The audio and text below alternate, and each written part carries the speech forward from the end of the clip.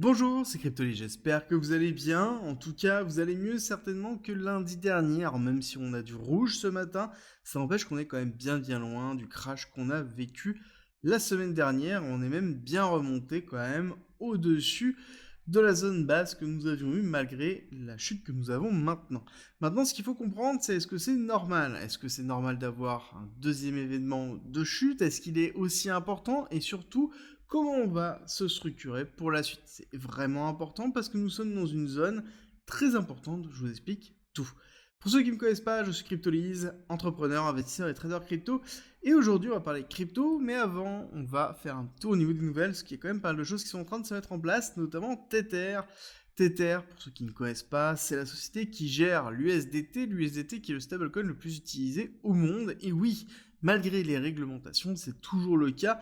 On n'oublie pas que Tether est toujours bien en avance sur USDC, par exemple, donc qui est le deuxième, avec Circle. Alors, ce qui est intéressant de voir, c'est qu'à la base, Tether, c'était une petite société. Quand je dis petite société, c'est-à-dire 60 employés qui arrivent à produire des chiffres qui sont extraordinaires en termes de résultats. On parle sur des trimestres à plusieurs milliards de dollars de bénéfices. Et oui, pour une société de 60 personnes, c'est vraiment très faible, et justement, ils vont doubler la force de frappe qu'ils ont parce qu'ils veulent étendre leur développement. Ça fait assez longtemps qu'ils en parlent, notamment depuis le début d'année, où ils veulent aller sur l'intelligence artificielle, sur l'investissement, sur plein d'autres choses. Petit à petit, ils veulent passer à 200 employés, petit à petit, continuer à évoluer jusqu'à mi-2025, l'idée étant d'aller vers d'autres activités. Sauf que, ici, on a quand même quelque chose qui est important, compliance teams.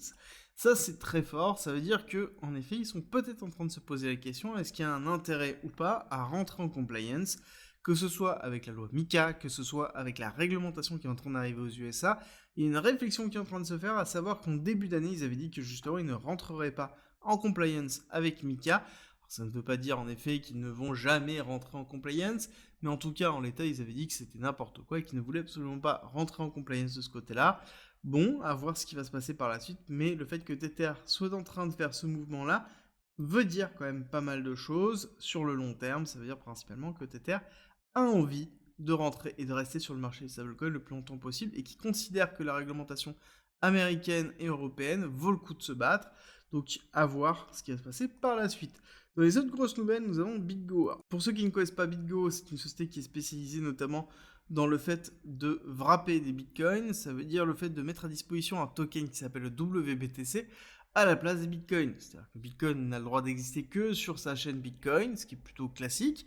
Et donc, pour pouvoir avoir accès à un Bitcoin sur Ethereum ou sur une autre blockchain, on est obligé de mettre un dépositaire qui est BitGo en disant je te prête mon Bitcoin et BitGo dit ok, bah je te prête un WBTC qui représente ton Bitcoin et tu peux aller faire une muse sur Ethereum ou toute autre sidechain. Alors du coup, c'est un acteur qui est très important dans l'économie, dans la structuration de l'écosystème Bitcoin plus altcoin de base. Et c'est vrai qu'ils ont fait des annonces qui étaient assez étrange, entre guillemets, dans lequel on a un rapprochement entre BitGlobal et BitGo, à savoir que BitGlobal est très proche de Justinson, et notamment de l'écosystème Tron. Pour ceux qui ne connaissent pas Justinson, c'est un milliardaire de la crypto, mais qui a quand même un passé un peu shady, ou en tout cas qui a une réputation un peu shady. Donc, pour être simple, globalement, tout ce qui est proche de Justinson, beaucoup de personnes se posent des questions, est-ce que c'est réel ou pas, est-ce que c'est manipulé ou pas. Personnellement, je fais partie des personnes qui restent sceptiques sur le personnage et sur tout ce qu'il fait, et pour moi, en effet, il y a des raisons de pouvoir se poser des questions, et notamment, on voit que l'équipe de gestion de risque de MakerDAO a pris aussi le parti de bloquer les nouveaux emprunts sur WPTC, en attendant, on est sûr qu'en effet, il n'y ait pas de problématique de manipulation de ce côté-là. Et c'est là où on se rend compte quand même que vraiment la réputation en crypto joue énormément. Ça a été quelqu'un d'autre, je pense, qui n'y aurait même pas eu de sujet. Là, il y a un sujet parce que c'est Justinson majoritairement. Alors au niveau de la crypto, il y a assez peu de nouvelles suffisamment fortes pour pouvoir en parler. Par contre, il y a quelque chose au niveau de la géopolitique qui impacte toujours, c'est la relation Iran-Israël, toujours bien présente. Et ce qui est intéressant, c'est qu'on a quand même une discordance très forte au niveau des discussions et au niveau des informations, dans lequel on nous dit qu'on va lancer une attaque dans les jours qui arrivent, sauf que on nous dit que l'Iran ne va pas attaquer Israël en échange d'une trêve, et que surtout, en fait, il n'y aura pas d'attaque tant que la discussion de trêve est en cours. Donc on a vraiment ces deux visions qui s'affrontent actuellement, on est incapable de savoir la réalité et en tout cas, ce qui est sûr et certain, c'est que le marché réagira en cas de frappe en fonction de la typologie de frappe. Il va falloir faire attention à la volatilité que ça pourrait entraîner.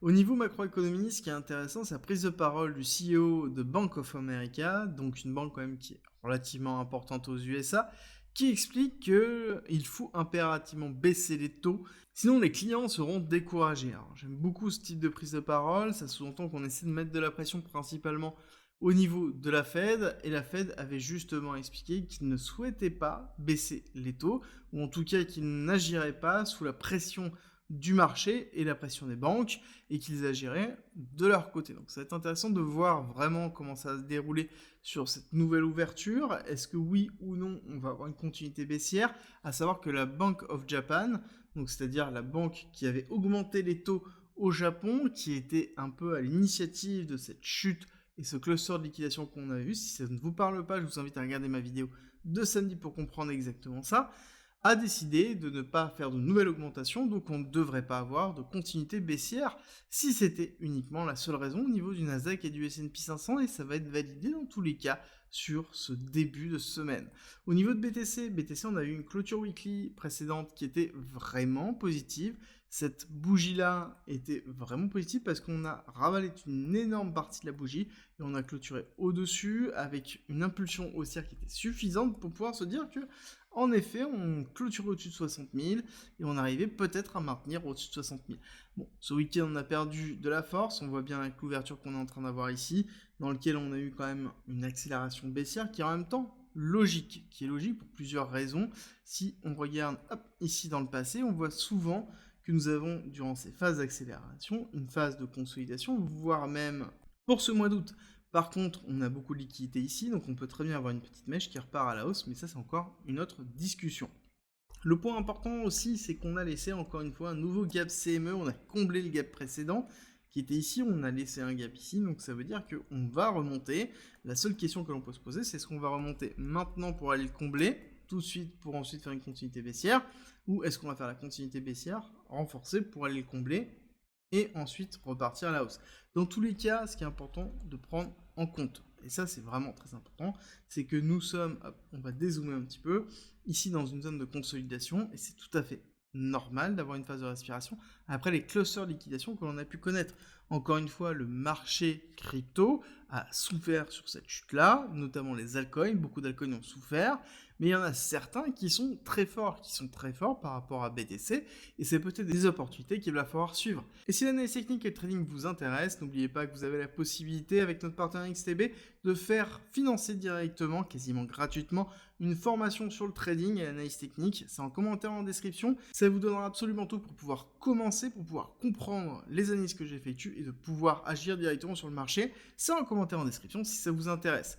Et on va terminer cette vidéo sur un point important qui va être l'état général des Open Interest. Open Interest qui sont très importants, qui représentent les leviers, c'est-à-dire le volume de personnes qui sont en train d'acheter ou de vendre le marché avec justement des leviers, et on voit qu'on a une stabilisation qui est très importante depuis qu'on a eu la chute. Ça sous-entend qu'on a un équilibrage, ça ne veut pas dire qu'on n'a pas de levier d'achat ou de levier de vente, ça veut dire qu'on a autant de leviers d'achat, de vente qui est en train de se faire, on a une stabilisation réelle au niveau du cours avec un floating rate qui est en train de monter. Ça veut dire en effet qu'il y a de grandes chances qu'on soit en train d'acheter ce marché-là, et c'est pour ça qu'il va être intéressant de voir lors d'un retracement l'augmentation de l'open interest que l'on pourrait avoir ici, et l'augmentation du floating rate. Là on aura un signal fort d'achat du marché dans lequel on pourrait dire qu'on va repartir à la hausse, surtout si on a ici les long shorts au niveau des top traders qui repartent à la hausse, donc ça veut dire la courbe verte qui repart à la hausse, ça veut dire que on aura les positions des top traders qui seraient en train de monter, donc ce serait signe d'achat fort entre les trois, et on aura un signal qui serait vraiment très bullish. Pour l'instant, je vous avoue que ce n'est pas le cas, c'est le signal qu'il va falloir valider quand on arrivera dans les zones d'intervention que j'ai citées justement juste avant. J'espère que cette vidéo vous a plu, si c'est le cas, n'oubliez pas, likez, partagez et abonnez-vous, et on se retrouve très vite. Alors pour tous ceux qui sont restés jusqu'à la fin, petite information supplémentaire, je ne ferai peut-être pas de vidéo demain matin parce que je serai encore une fois dans l'avion, donc je m'excuse d'avance si jamais je n'ai pas le temps de le faire. Si j'ai le temps, ce sera parfait, si j'ai pas le temps, à ce moment-là on se retrouvera plutôt pour la vidéo de 18 h comme d'habitude.